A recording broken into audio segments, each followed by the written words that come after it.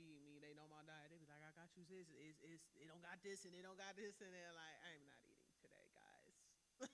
But yeah, that's a big one. That's a big one. That's why I be excited about the fast. You know, like yeah, because it's gonna pull some stuff out of us, man. It's gonna and we gonna go to a higher level in the Lord, man. That's always exciting. That's always so exciting. All right, go ahead, Sister Leslie. Go ahead. Yep.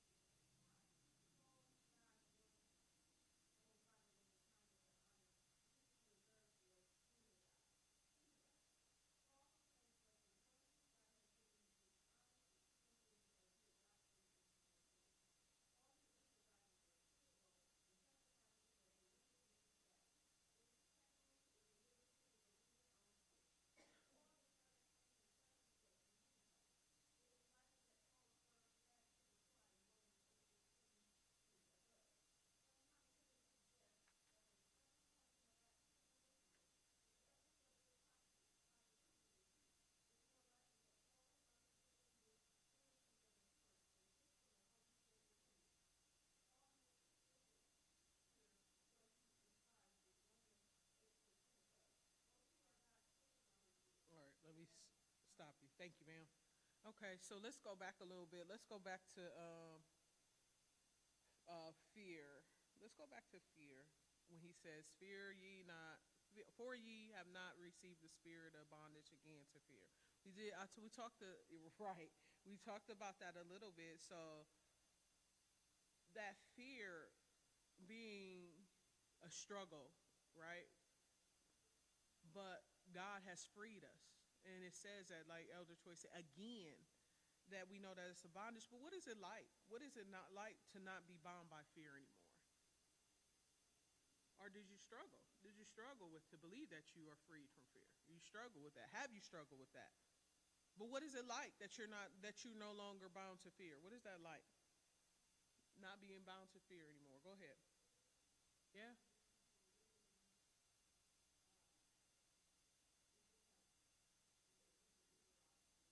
Mhm. Mhm.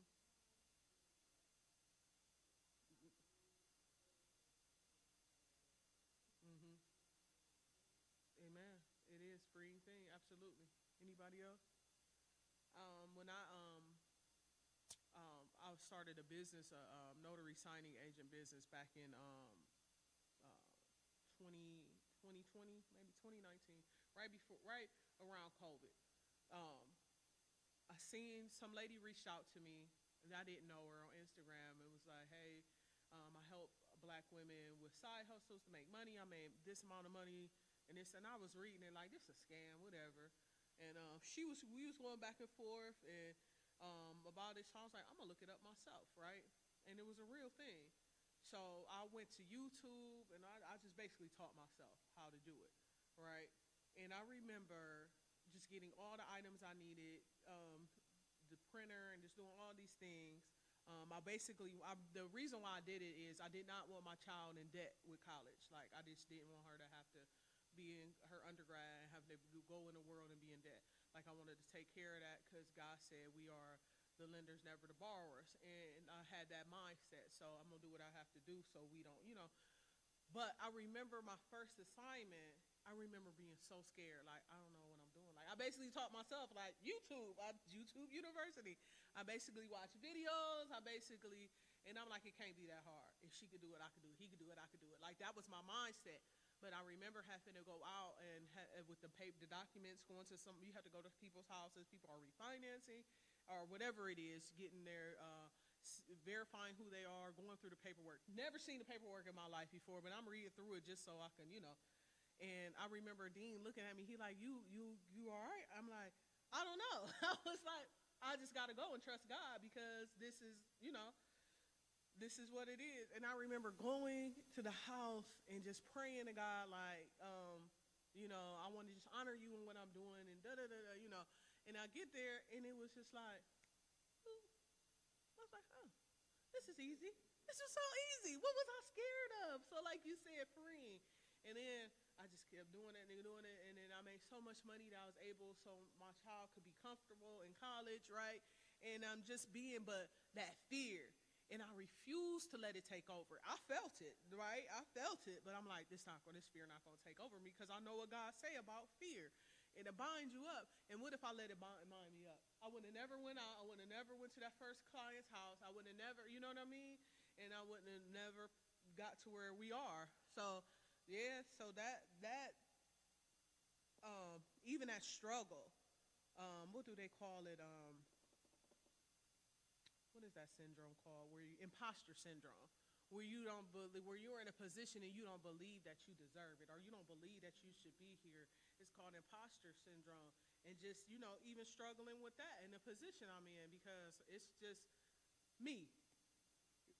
That's what it is, and just like you hear people say stuff. You only got it because you're a woman and you black. Like I'm stupid. Like people they just say that, and that started to creep in, right? I'm like, man, I don't know what they talking about. I had to really tell myself who I was and whose I am, right? So this is important that we had to get His word in us, because that stuff that you will be bound by it, and then you will turn into something that God never wanted you to be, never created you to be, right? So I just love these scriptures about fear.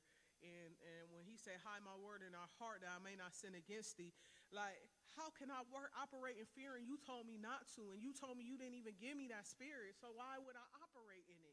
You didn't give that to me. So if you didn't give it to me, where it come from? Exactly. So wherever y'all struggling with something, that's what you got to tell yourself. This is what Elder Toy said, that don't even belong to me.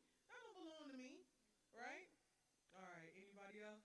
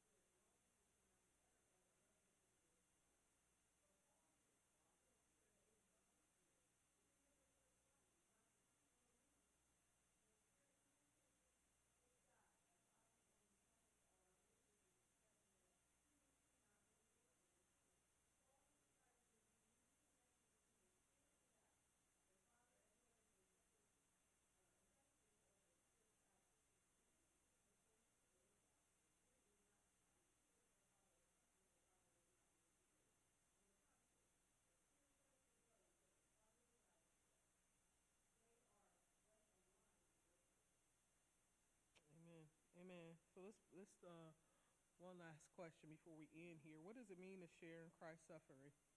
What does that mean? We talk about that a lot. Pastor always say it. You can't reign, right? He always quotes that scriptures. But what does that actually mean to us? What does it mean to share in Christ's suffering? What does it mean to you?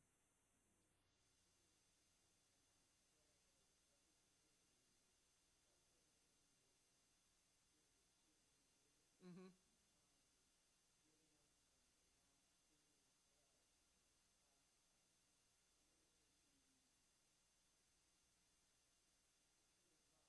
Mm-hmm.